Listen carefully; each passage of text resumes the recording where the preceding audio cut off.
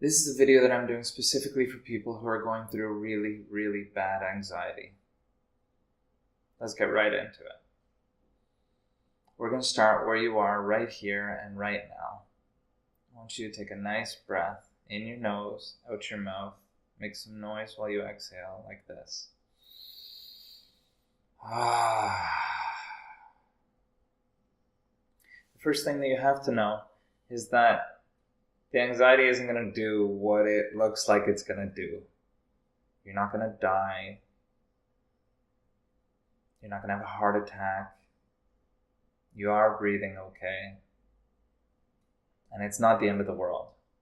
I suffered from anxiety for a couple of years, and at one point I had to print up a page that I put up on the wall because I needed to see it in that moment, and no matter how much preparation that I made for my anxiety attacks, it couldn't prepare me for that. And so I put this paper up on the wall that said, "This will end eventually." And it does end eventually. You need to give it space. This part of you is in a hurry. It's unreasonable. It's not rational. You can't rationalize your way through this or kind of negotiate with this part of yourself. You need to give it space. And there's nothing wrong or weird with what's happening to you. This is a perfectly normal reaction given what the signals are. And that has a lot to do with anxiety. We have two systems in our nervous system. One is called the parasympathetic and one is called the sympathetic. The sympathetic kicks in. It's our fight or flight response, it's called. So basically, when you feel like you're in danger, you feel like you're threatened, this part kicks in and it gives you a boost of energy. It takes all the blood away from your extremities, which is why people having anxiety attacks tend to shake and have cold hands and cold feet. Basically, your body is preparing for a burst of energy to be able to run away from what's going on or to fight your way out of it.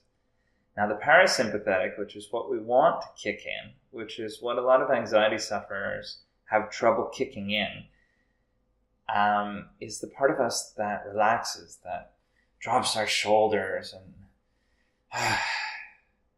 and leaves us a little bit more open-minded, a little bit more flexible, more spaciousness, more coherent, more reasonable. And that part kicks in when we feel safe, when we feel okay, when we feel like everything's going to be all right. And I can speak to this. It took me a couple of years to work through my anxiety problems and a lot of therapy. And for some of you, you'll need medication, and it'll probably work well for you if it's done in conjunction with a good therapist. And it took me a lot of introspection, a lot of listening. And I used to get a lot of anxiety attacks even when I used to go out in public or talk to people, or certain feelings would trigger it, or certain emotional situations, or certain conversations with family, or certain obligations. And it would feel like I had a million butterflies in my stomach all wanting to fly in different directions, and I didn't feel good. And what I learned was that the anxiety was a cry for help from part of me deep inside that needed to be noticed, needed to be listened to.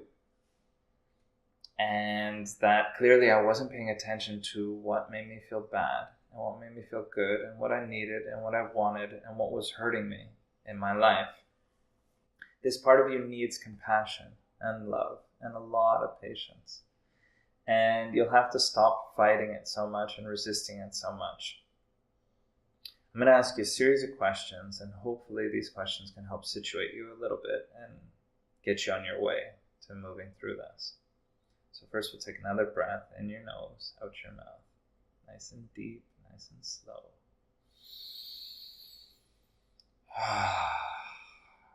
One more.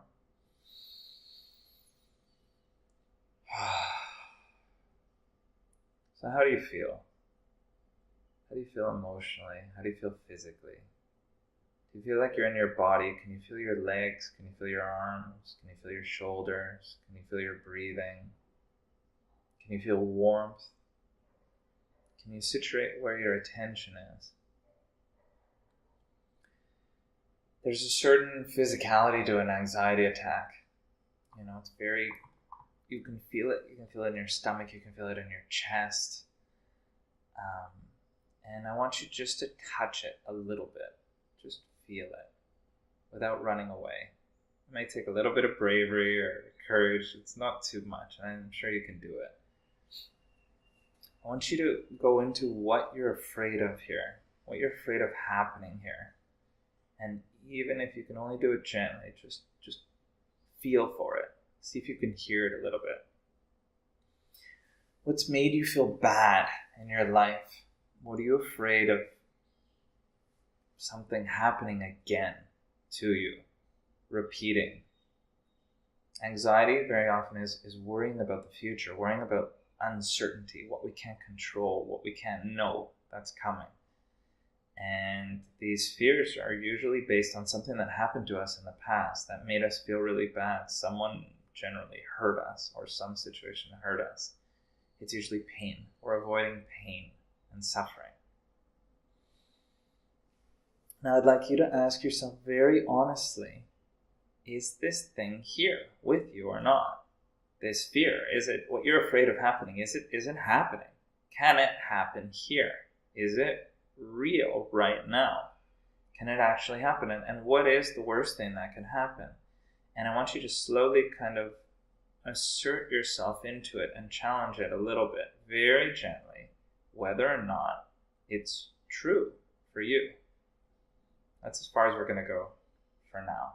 I want you to take a nice deep breath again.